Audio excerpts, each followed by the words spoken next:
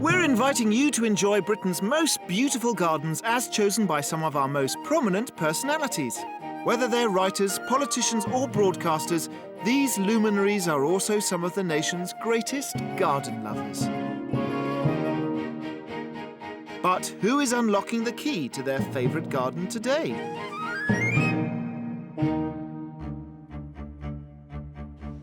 We've come to London to visit the Chelsea Physic garden, which has been chosen as the favourite garden of a well-known personality. We'll find out why as our famous figure takes a personal journey around this enticing estate. The name Physic relates to natural medicinal drugs, and the Chelsea Physic garden was created in 1673 as a place to educate trainee apothecaries. The garden provided a practical and scientific school where students could learn about the healing properties of plants, and 3 centuries later, it's still an important centre for education and research. One of its best-known visitors is a high-profile member of the Conservative Party, who's been the MP for Maidstone for nearly 20 years. Her rise through the ranks saw her become Shadow Home Secretary in the late 1990s, and throughout her political career, she's been known as an ardent supporter of traditional family values. Today, though, this leading politician is campaigning for a garden that has provided a haven from city life. I live right in the centre of London. I'm only about 10 minutes from the House of Commons. Obviously, very urban, very busy. There aren't many gardens like this. It's not like many other gardens which are open to the public where it's all blazes of colour and very formal layouts. This is very shady, very green, and you have the wonderful aroma of all the plants, and it's just bliss. Today, Anne will lead us on a tour of the Chelsea Physic garden and take us to her favourite spots. She'll be meeting the people who care for and maintain the garden and learning about its fascinating history. Anne will also have the opportunity to take part in one of the garden's most important activities. It will allow her to pay homage to the garden that she first visited over 20 years ago. The first time I came was well before I entered Parliament, and that was in 1987. And I'd been reading a lot about Charles II at the time, so I'd read somewhere about the Chelsea Physic garden. And then one day I was passing and I saw the sign. I thought, yeah, Chelsea Physic garden, I must go there one day. And I did. I then fell in love with it. I was completely taken aback by the variety and the different shapes and sizes and styles of what grows here. I thought in my mind it would be small beds with recognisable herbs all laid out. When I came and saw it, of course, I thought, well, Widdecombe, you're ignorant. You suddenly realise what a tremendous discipline herbal medicine is. It isn't a question of a little knowledge, it's a question of an encyclopedic knowledge. Located next to the River Thames, the Chelsea Physic is the oldest botanical garden in London and was built by the Worshipful Society of Apothecaries. The 4-acre grounds are set within ancient brick walls, with the planting arranged into different themed sections, such as the Garden of World Medicine and the Pharmaceutical Garden. Here you'll find species such as deadly nightshade, which can be used in the treatment of asthma, and meadowsweet, which contains key ingredients for aspirin. In its heyday 300 years ago, the Chelsea Physic garden was at the cutting edge of pharmaceutical research, and that has paved the way for modern-day medicines. We live in such a world of biochemistry. If we have a headache, we rush off and we have an aspirin or whatever it might be. Our bathroom cabinets are full of effectively chemical medicine. It wasn't heard of then. It wasn't known then in any real sense at all. The normal medicine at the time was natural medicine and came from herbs. Well, the irony is now, of course, 4 centuries later, nearly 4 centuries later, what are we talking about again? Natural medicine. A good knowledge of botany was essential for any 17th century medical student. And with an almost unrivaled array of botanical species, the Chelsea Physic garden was the perfect learning ground. One of the garden's most notable supporters was Dr. Hans Sloane. who became the president of the Royal College of Physicians and the Royal Society. Among his many achievements was the introduction of the first recipe for drinking chocolate as a cure for consumption. The course that apothecaries underwent was actually quite a long one, probably about 5 to 7 years. And they would come here and they would study and they would observe. But it was a period of immense discovery. For example, Sloane observed that some children who'd accidentally eaten henbane in mistake for something else poisoned themselves. But the effects of the poison were merely that they slept for 2 days. Then they woke up, no ill effects at all. Lo and behold, anaesthetic.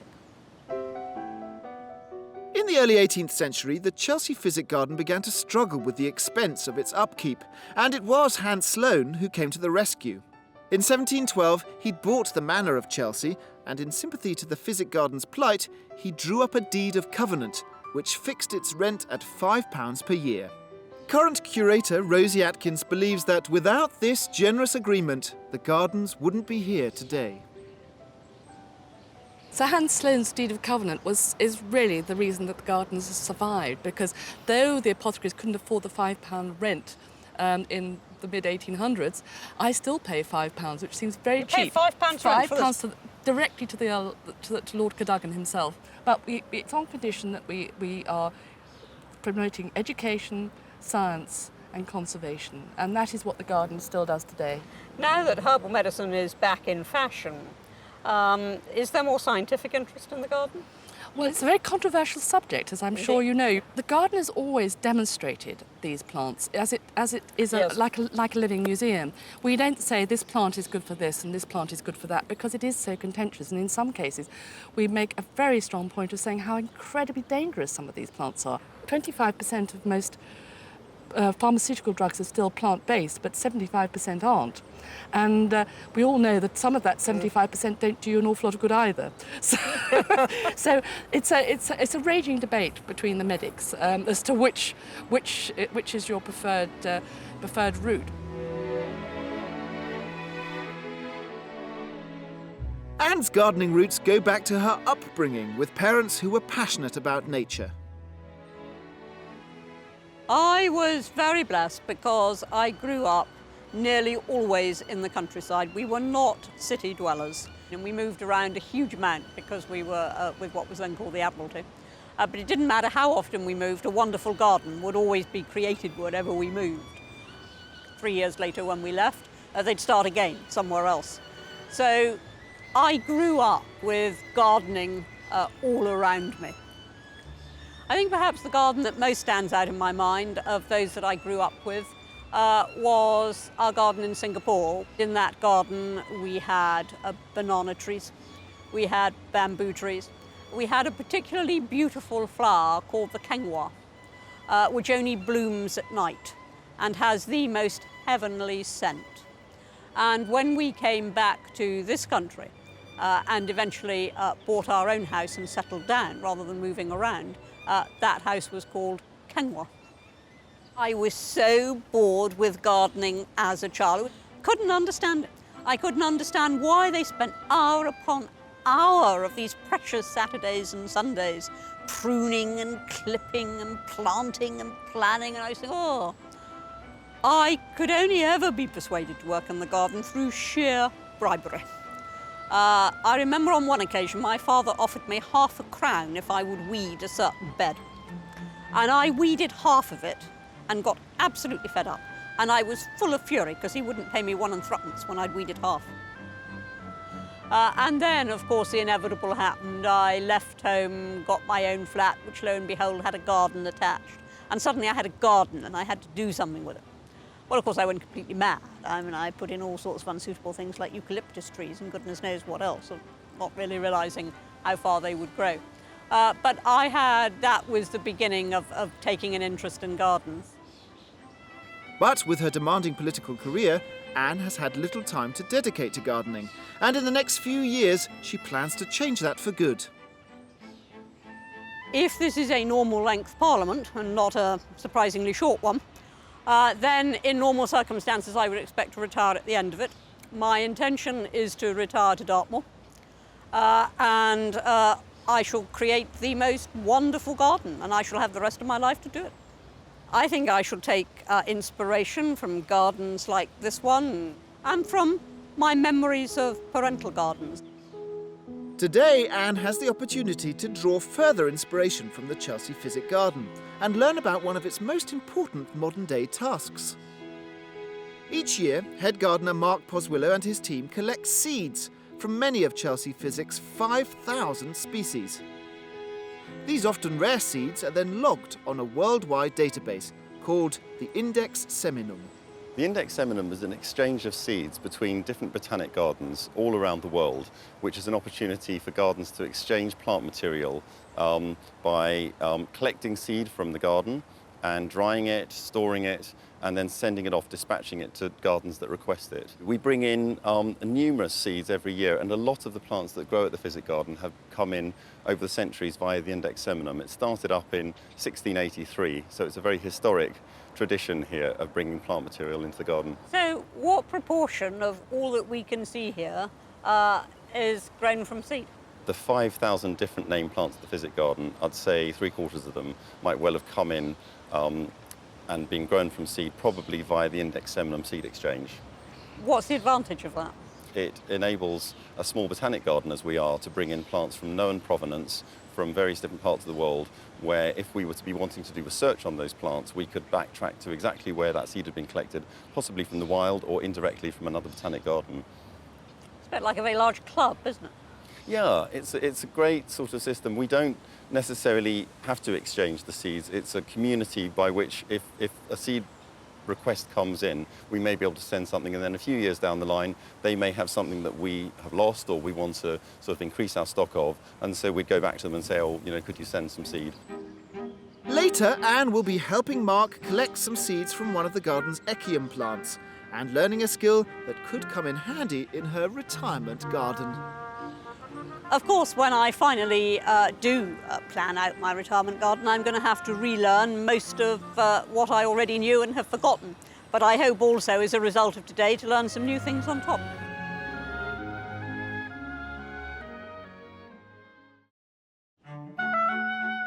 We're in the heart of London, where high-profile politician Anne Widdecombe has chosen the Chelsea Physic as her favourite garden.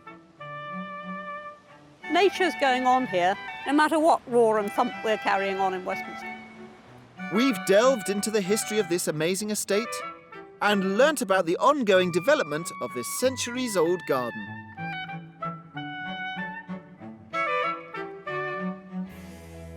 Anne's political career has spanned over 3 decades, and in that time, gardens like the Chelsea Physic have offered vital respite from the highly pressurised world of Parliament.